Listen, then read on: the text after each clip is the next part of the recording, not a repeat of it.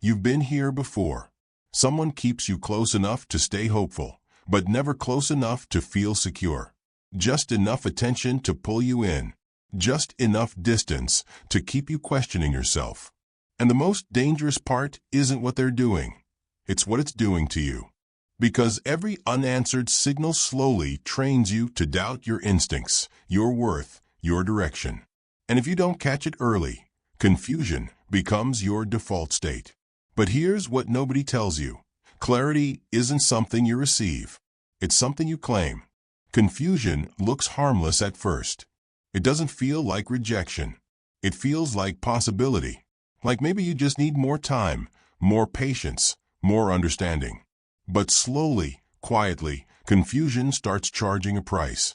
You stop trusting your first instinct. You replay conversations that should have ended cleanly. You start outsourcing your sense of certainty to other people's moods, timing, and availability. The mind hates unresolved patterns. When something stays unclear, your attention locks onto it, searching for meaning. That's not romance or curiosity. That's your nervous system stuck in a loop. And the longer you stay there, the more mental energy you lose. Focus leaks. Confidence thins out. You begin mistaking emotional tension for connection, thinking the ache means something important is happening. Here's the part that rarely gets talked about. Confusion slowly rewires your identity. You become someone who waits, someone who hesitates, someone who second-guesses their own standards because you've been trained to believe clarity is too much to ask for. And once that belief settles in, it doesn't just affect one situation. It bleeds into your work, your discipline, your decisions, your sense of direction. Because when uncertainty becomes familiar, peace starts to feel unfamiliar. And that's the real cost. Not losing someone, losing your internal anchor. Most people don't avoid directness because they're evil or calculating. They avoid it because clarity forces responsibility. The moment you speak the truth, you have to stand behind it. You have to accept the outcome. And for many, that feels heavier than staying vague and emotionally protected. Avoidance is often a fear response. Fear of disappointing someone. Fear of being disliked. Fear of making the wrong choice and having to live with it. So instead of choosing, people stall. They keep doors half open. They say just enough to maintain access, but never enough to be held accountable. And from their perspective, that feels safer. No confrontation, no finality, no loss. But here's the uncomfortable truth. When someone avoids clarity, they're not confused about you. They're conflicted about themselves. They're managing their own uncertainty by spreading it outward. And when you step into that fog, you inherit their indecision. You start carrying emotional weight that was never yours to begin with. This doesn't just happen in relationships. It happens in workplaces that promise growth but never promote. In friendships that rely on you but never show up. In environments that benefit from your effort while keeping your role undefined.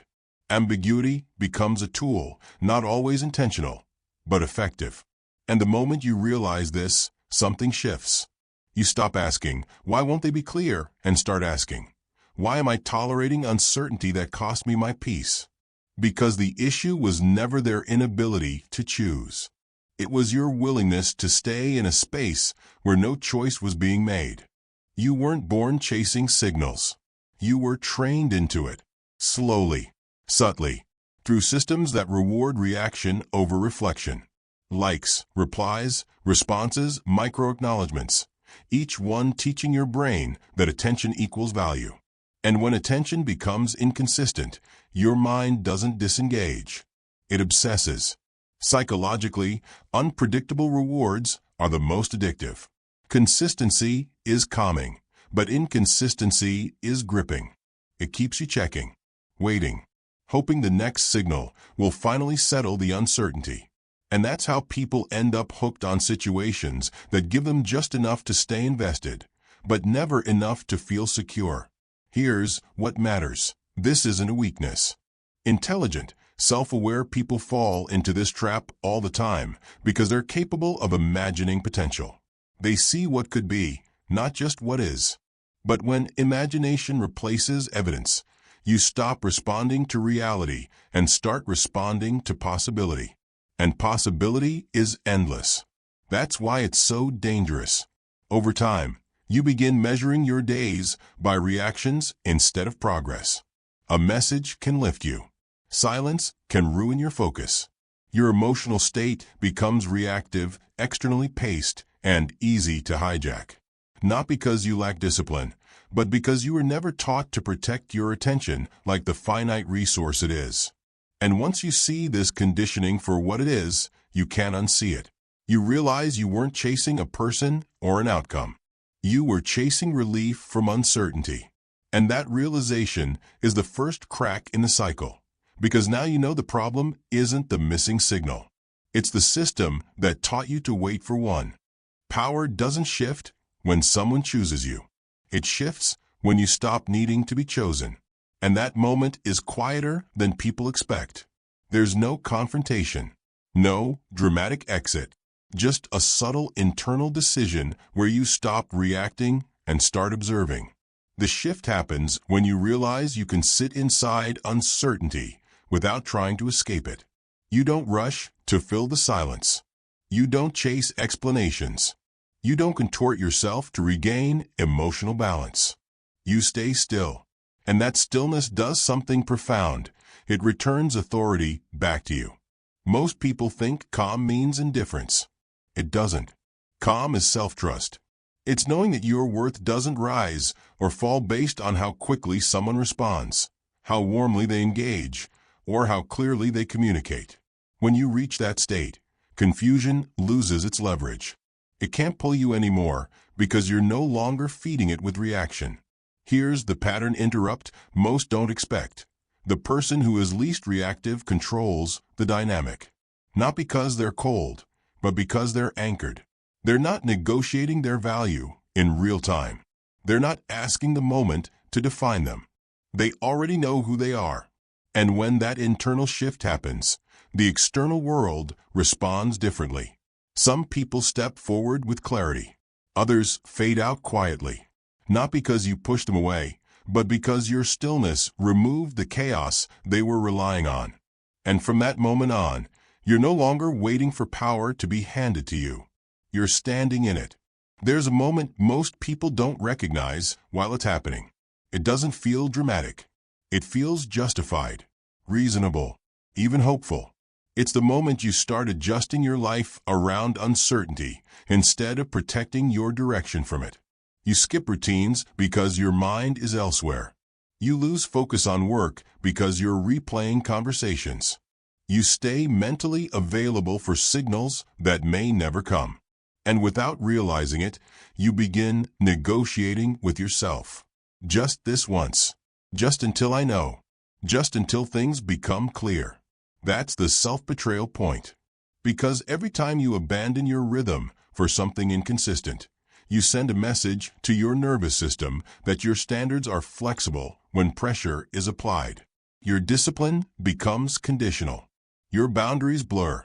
And what started as patience turns into quiet self-abandonment. The most dangerous part is how invisible it feels.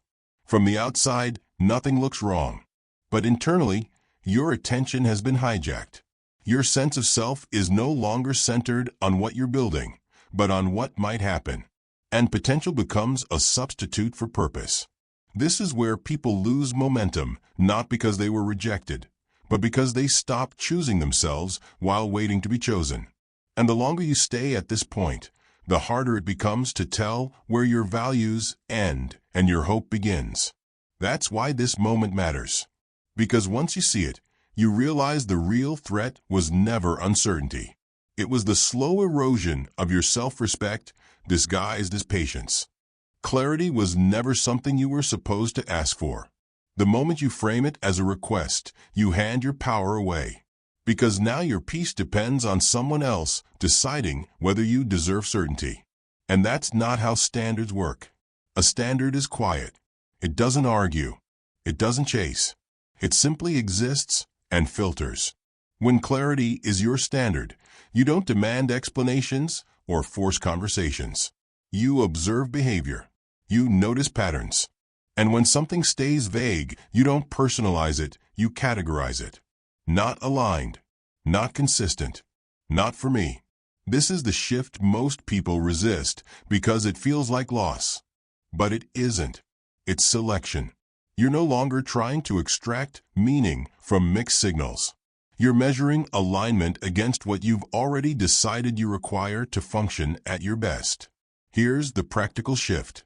Decide what clarity looks like in your life before emotions enter the room. Clear communication, consistent effort, actions that match words.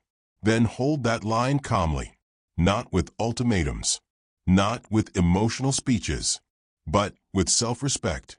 And this doesn't just apply to people. It applies to work that promises growth but never delivers. Goals you keep delaying. Habits you half commit to. When clarity becomes your standard, confusion stops getting access by default. It has to justify itself. And most of the time, it can't. Non-reaction isn't silence, and it isn't avoidance. It's discipline. It's the space between stimulus and response where you decide who's in control. Most people live on impulse, responding the moment something triggers them. But the moment you pause, even briefly, you reclaim authority over your internal state. This discipline starts small. A delayed response instead of an instant one. A breath instead of a reaction. A moment of reflection before engagement. And in that pause, something powerful happens. You stop being led by emotion and start acting from intention. Here's the truth most people miss. Reactivity feels honest, but it's often just unprocessed emotion looking for release. Non-reaction isn't suppression. It's regulation. It's choosing not to let external noise dictate your internal direction. And when you practice this consistently, your nervous system recalibrates. Urgency fades. Clarity sharpens. In a world engineered to pull your attention every few seconds, this becomes a form of modern strength. Notifications, opinions, expectations, comparison. All of it loses grip when you're no longer obligated to respond immediately. You begin to evaluate instead of engage. And the unexpected outcome is this. When you stop reacting, people feel it. Not as distance, but as gravity. You become harder to manipulate, harder to rush, harder to destabilize. Not because you're closed off, but because you're grounded. And that grounded presence is what turns discipline into quiet power. This is the moment it all comes together. The moment you stop negotiating your attention, your energy, your peace for someone else's inconsistency. The moment you realize that authority has always been inside you, waiting for permission you never needed to give. Reclaiming inner authority isn't about controlling others. It's about controlling yourself. It's about deciding that your emotional state, your focus, and your direction are non-negotiable. That no glance, no message, no delayed reply can shake the foundation you've built. And once you reach this state, everything outside aligns differently, not because the world has changed, but because you have. The quiet power of this authority is magnetic. You don't need validation. You don't chase attention. You respond with purpose, act with clarity, and your presence itself communicates boundaries and strength. People notice it, feel it, and, without knowing why, are drawn to it. This is the high point. The realization that the only leverage anyone ever had over you was the one you granted through uncertainty, doubt, and reaction. Now, those levers no longer exist. You've replaced dependency with discernment, chaos with calm, and distraction with focus. And the breakthrough isn't external, it's internal. Peace replaces anxiety. Confidence replaces hope. Alignment replaces chasing.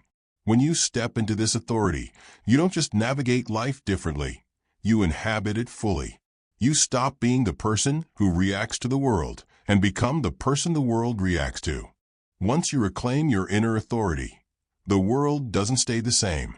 People who once pulled at your attention, tested your patience, or fed your uncertainty suddenly encounter a version of you they can't predict, manipulate, or destabilize.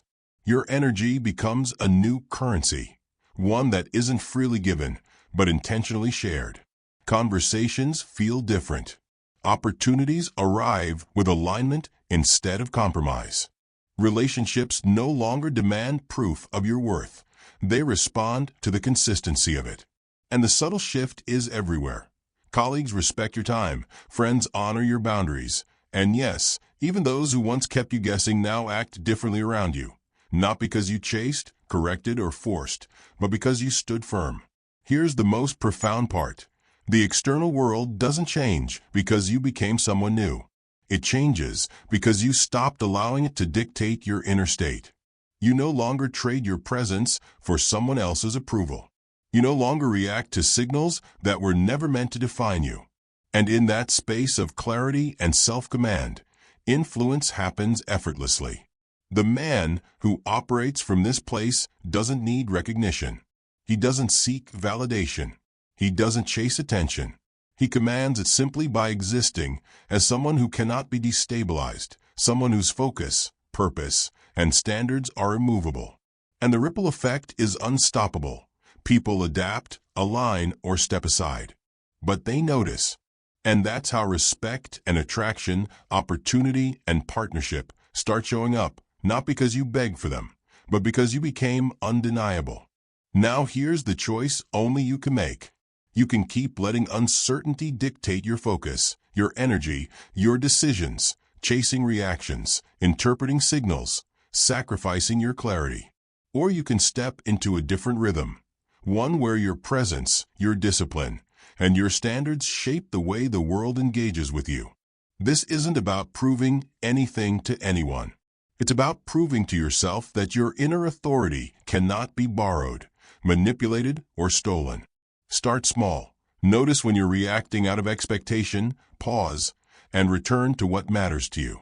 Protect your attention like it's sacred, because it is. Evaluate connections, not just messages. Measure consistency, not just words.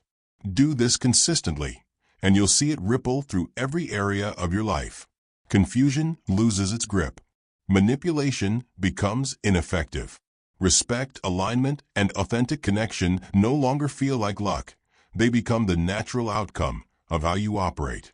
So stop negotiating your peace for someone else's indecision. Stop reacting to chaos that was never yours to carry.